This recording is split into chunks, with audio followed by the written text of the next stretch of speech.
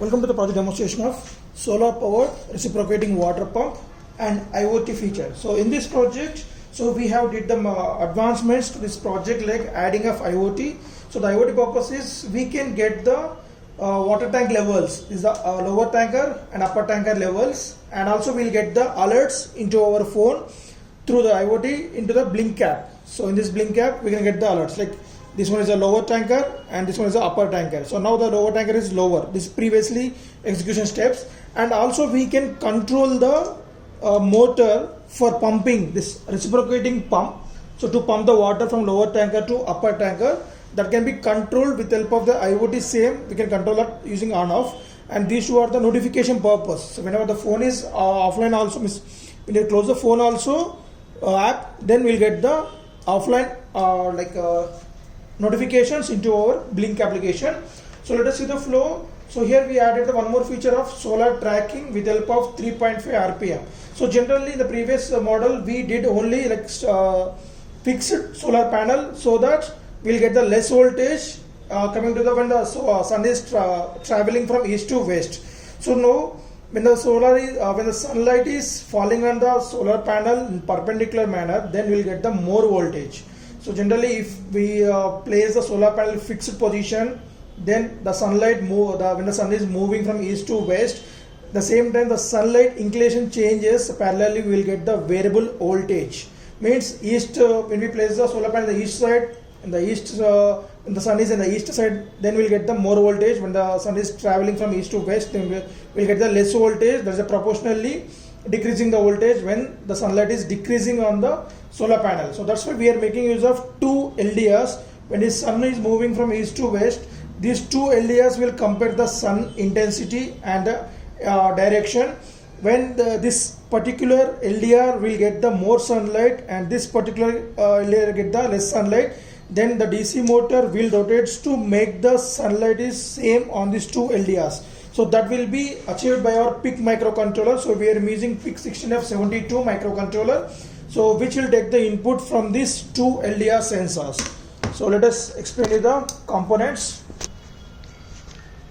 So right, this is the main motherboard, so which will take the input from the LDR sensors, and also we will take the input from the IoT module, that is ESP8266 module.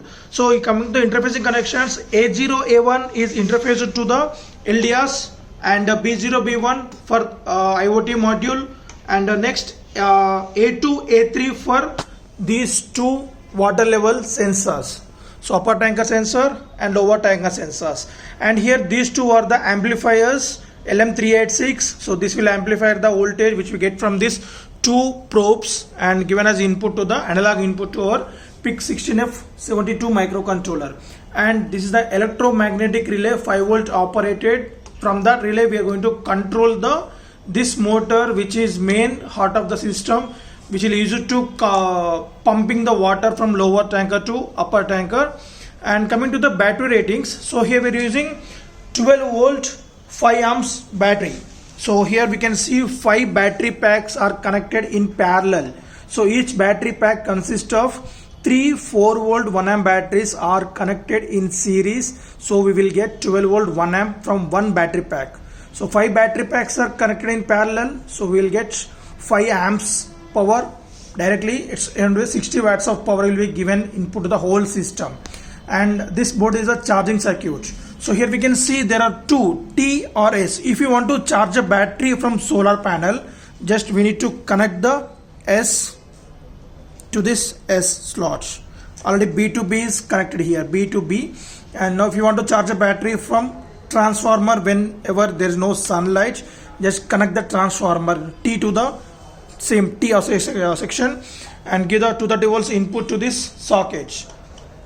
There we can see the light indication on the charging circuit, right? So it's indicated as the battery is charging now. It will take at least of 12 hours to be fully charged from this transformer as well as from our solar panel. Okay, so coming to the power flow, so through the transformer or solar panel, the input voltage to this charging circuits, there are 4 diodes which are used to convert the AC to DC, but when we connect the solar panel, these diodes won't work as we are providing DC power source only. And if you place a transformer here, so it will provide the 12 volts AC. So in that case, these 4 diodes will rectify that AC to DC, and after this capacitor we will get pure DC, and that voltage is given input to the our battery section. And once the battery is fully charged, through this switch we can on up the main power source to the whole kit. This is the on off switch. Now it is off and now it is on position, right? So once we switch on the gate, it start reading input from the blink application, and after that it will control the motor as well as it will provide us the water levels into the